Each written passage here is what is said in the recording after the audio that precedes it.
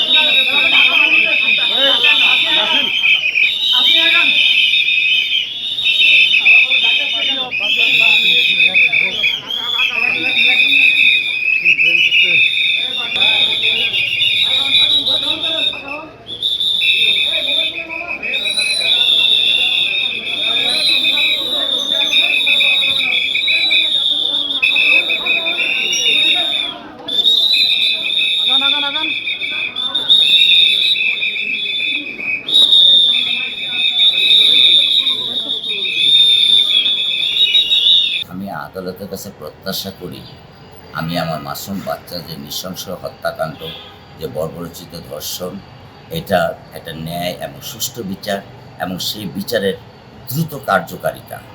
এবং এর পাশাপাশি বাংলাদেশের আর কোনো বাবা মার বুক যেন এরকম নির্মমভাবে খালি না হয়, কোনো বাবা মার বুক যেন এইভাবে ভেঙে না যায়, কোনো বাবা মা যেন আমার মতো এই বাক্যটে এসে দাঁড়াতে না হয়।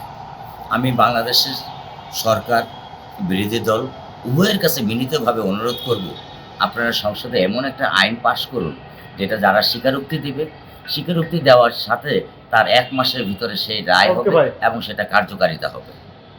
আমি এইটাই আপনাদের মাধ্যমে সেটা প্রত্যাশা করি এবং দেশবাসীও সেটাই প্রত্যাশা করে। ইনশাল্লাহ আমিও সেটা প্রত্যাশা করি।